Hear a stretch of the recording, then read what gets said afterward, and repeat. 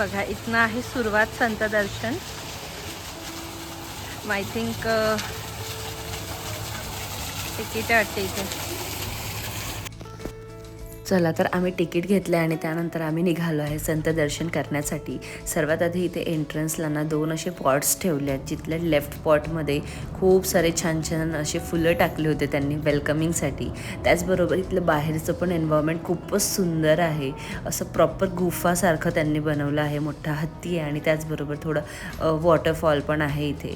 त्यानंतर इथे काहीतरी 10 पायऱ्या असतील आणि त्यानंतर ना एक खूप सुंदर असं स्टॅच्यू तिथे ठेवलं आहे, जे की रिअल वाटतं लिटरली. आणि खूप सारे पॉट्स ठेवले, ज्या पॉट्समध्ये कलरफुल कलर्स पाणी होतं. त्यानंतर तिथनं लेफ्ट साईडला एक माणूस असतो जो आपल्याला तिथनं एंट्री देतो. अवयव थोडा घाबरतोय. पहिली एंट्री झाल्यानंतर आणखी एक सिक्युरिटी पर्पजने तिथे आणखी एक एंट्री होते, विच इज लाईक धिस. त्यानंतर आम्ही तिथे शिरलो आणि खूप सुंदर असं मोठं भव्य गणपती होतं तिथे, जो बघून खरंच खूप छान वाटलं. कारण कोणत्याही संत दर्शनाची असो किंवा कोणत्याही देवाची जर आपल्याला दर्शन घ्यायचं असेल तर सर्वात महत्त्वाचं आणि सर्वात पहिलं दर्शन म्हणजे गणपतीचंच घेतलं जातं. आणि इथे सुद्धा तसंच काहीचं होतं. त्यानंतर जस्ट थोडं पुढे ना एक खूप सुंदर असं त्यांनी वॉटरफॉल केलेला. हे सगळं आर्टिफिशियल होतं पण बघायला लिटरली रिअल वाटायला लागलं होतं. त्यानंतर इथे ना विष्णूचं असं कोरवलेलं मूर्ती होती आणि त्याचबरोबर बाजूला एक छोटंसं आपलं जे वानर असते ते होतं आणि त्याचबरोबर त्याचं एक छोटंसं पिल्लू पण होतं. म्हणजे असं म्हणायला काही हरकत नाही की एक बंदर होता आणि एक बंदरची फॅमिली होती. खूपच सुंदर वाटत होतं ते. आणि खरं म्हणजे ना यांनी कोरवलेल्या प्रत्येक गोष्टी इतक्या सुंदर आहे की ते रिअल वाटतात. आता तिथे आतमध्ये एवढं एंट्री नव्हती पण थोडं आम्ही पुढे गेलो त्या पाण्याचा मग थोडा आनंद घ्यायसाठी. त्यानंतर आणखी थोडं पुढे गेलो तर इथे ना हनुमानजी होते, जे की शंकरांना पाणी चढवत होते आणि ते सुद्धा रिअल वाटत होतं. प्रॉपर त्यांचं एक छोटंसं सेक्शन केलं गेलं होतं. त्यानंतर जस्ट त्याच्या लेफ्टला खूप मोठा असा सिंह काढला होता त्यांनी. ते सुद्धा खूप सुंदर होतं आणि खूप मोठं होतं तो सुद्धा. त्याचा पण एक प्रॉपर असा मोठा सेक्शन होता.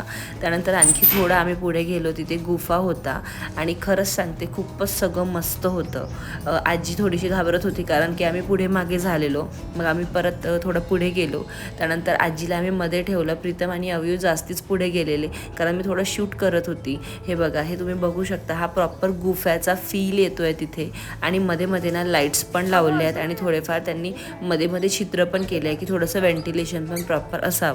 त्यानंतर इतकं सुंदर नंदी, इतका मोठा नंदी होता आणि त्याचबरोबर शंकरजी, पार्वतीजी आणि त्याचबरोबर त्यांचा बाल गणेश सुद्धा त्यांच्या हातात होता. खूप सुंदर वाटत होतं.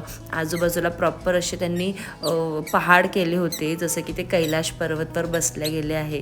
खूपच मस्त असा आनंदाचा हा आमचा क्षण होता. आम्ही खूप छान छान फोटोज पण घेतले आणि खरंच सांगते इथे येणं वर्थ इट आहे. तुम्ही नक्की एकदा व्हिजिट करा. त्यांच्या प्रत्येक गोष्टी कोरवलेल्या इतक्या सुंदर आणि आनंद देऊन जातो. तुम्ही जवळून सुद्धा हे बघू शकता किती सुंदर आहे. त्यानंतर आम्ही थोडं आणखी पुढे गेलो. हा सुद्धा गुफाच आहे. अधूनमधून ना त्यांनी थोडं स्पेस सोडलं आहे मोकळं, म्हणजे थोडं व्हेंटिलेशनचा प्रॉब्लेम नको व्हायला म्हणून. त्यानंतर आम्ही आतमध्ये गुफ्याला गेलो परत आणि तिथे इतकं सुंदर त्यांनी असं जसं आपलं फॉरेस्ट असते, म्हणजे जसं आपलं जंगल असते तसंच केलेलं प्रॉपर. म्हणजे प्रॉपर असे झाडं आणि भिंतीवर भरपूर छान छान चित्र. त्या चित्रांमध्ये गावातले लोक, गावातलं जे काही राहणीमान आहे ते सगळं कोरावलं नव्हतं, पेंट केलं होतं. आणि त्यानंतर इथे ना त्या पक्ष्यांचा आवाज किंवा अशी किलबिलाहट पण येत होती. तिथे आणखी पण छान छान जे कोरावलेल्या गोष्टी होत्या. त्यात एक छोटासा डॉगी होता. ते डॉगी जे बसले होते ते सुतारच्या बाजूला बसले होते, जे आपले चप्पल शिवणारे असतात त्यांच्या बाजूला. एक्झॅक्ट त्यांच्या मागे एक प्रॉपर सेक्शन केलं होतं, पाळणा बांधला होता आणि तिथे 2 जण झोपले होते. त्यांचं राहणीमान तिथे दाखवलं होतं. त्यानंतर थोडं पुढे गेल्यानंतर इथे जे पुडलिक आहे, त्यांनी त्यांच्या आईवडिलांची सेवा करत करत किती त्यांनी ते मग्न होते त्या सेवेमध्ये, ते दाखवलं होतं. आणि एक्झॅक्ट त्यांच्या मागे ना विष्णूजी होते, म्हणजे विठ्ठलजी होते, जे सगळं बघत होते की ते त्यांच्या आईवडिलांची किती छान सेवा करत होते. त्यानंतर थोडं आम्ही पुढे गेलो.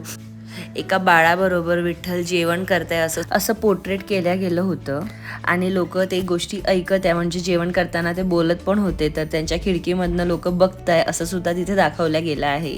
खूप सुंदर आहे हे सुद्धा क्षण असं बघण्यासाठी. प्रॉपर असं सेक्शन केलं आहे, तिथे लाईट्स लावल्या, त्यामुळे ना ते आणखी जास्त उठून दिसतं आणि खूप सुंदर दिसतं.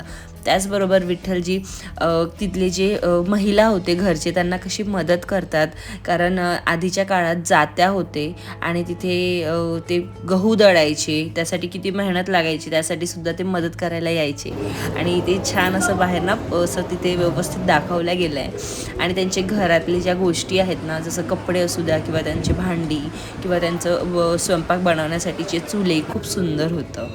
त्याचबरोबर आणखी एक पोर्ट्रेट केलं गेलं होतं की ती एक मुलगी आहे, ती आतमध्ये कोणतरी बसल्या त्यांना बोलावते आहे, असं एक ऋषीमुनी दाखवल्या गेलं आहे. तिथे खूप सुंदर असे ते तप करत आहे, जप करत आहे, मग तसं दाखवलं गेलं आहे. त्यानंतर हा एक क्षण आहे, हा कोणत्या तरी प्रॉपर गोष्टीचा क्षण आहे, ते मला खरंच नाही माहिती, म्हणून मी तुम्हाला चुकीची इन्फॉर्मेशन नाही देणार. बट इथे ना एक गोष्ट खूप छान होती. भरपूर सारे लोक, त्यांचा गेटअप इतका परफेक्ट आहे की म्हणजे खरंच शब्दात नाही सांगता येणार. जेव्हा आम्ही ते डोळ्यांनी बघत होतो आणि आतासुद्धा मी ट्राय केलं तुम्हाला सगळं दाखवायसाठी, ते खूप सुंदर होतं. त्यानंतर इथे स्वामी समर्थ एका आजारी घोड्याला पाणी पाजताय असं सुद्धा तिथे पोर्ट्रेट केलं गेलं आहे.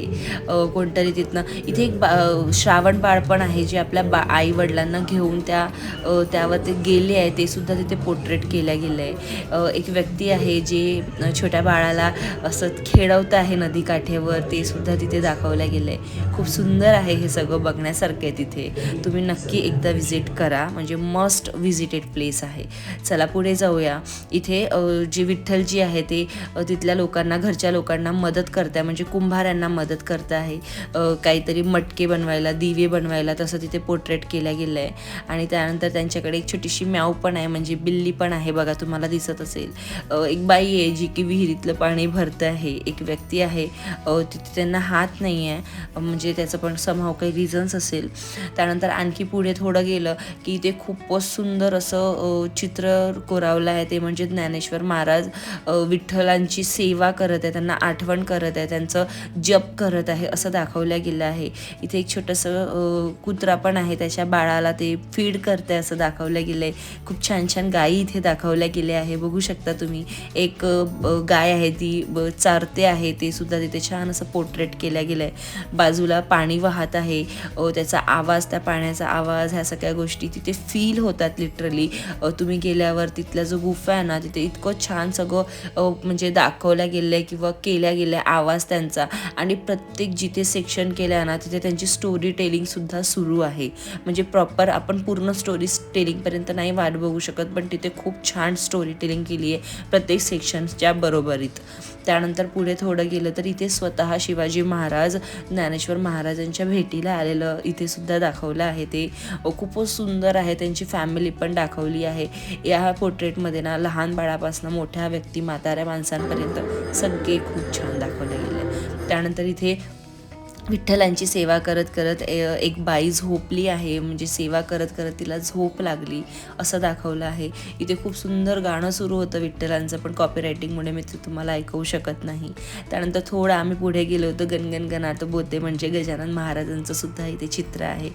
इथे छान त्यांचं पोर्ट्रेट आहे. त्याचबरोबर साधू जे आहेत ते त्यांना भेटी द्यायला आले आहे. आणि इथे एक छोटंसं बाळ एक आई घेऊन उभी आहे, तसं सुद्धा दाखवलं गेलं आहे. सगळेच जे स्टॅच्यूज आहेत खूपच सुंदर आहे.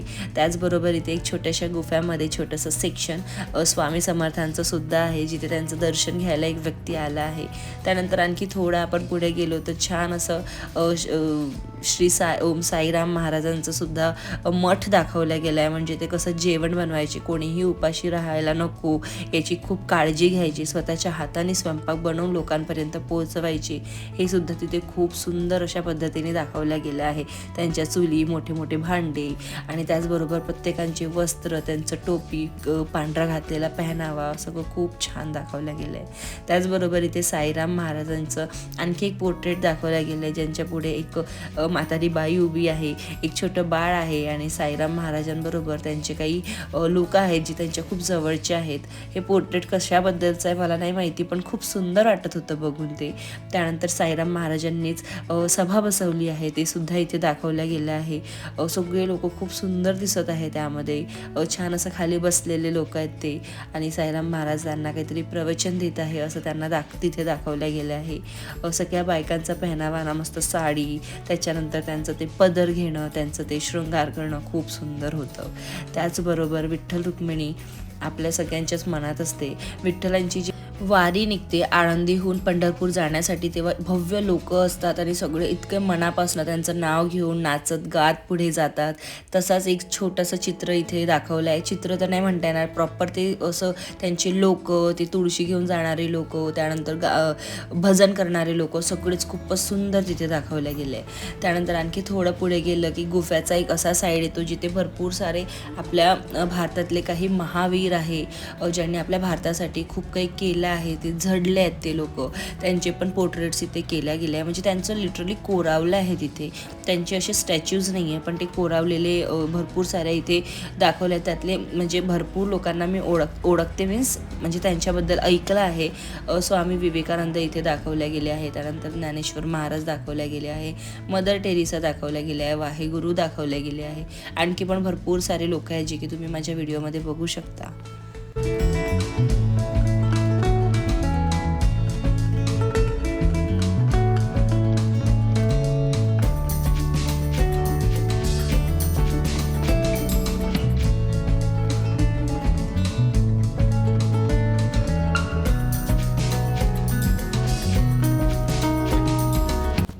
चला आता पुढे जाऊया. आता पुढे मला असं वाटलं की इथे ते संपलं, पण नाही, आणखी पण खूप सुंदर काही इथे होतं.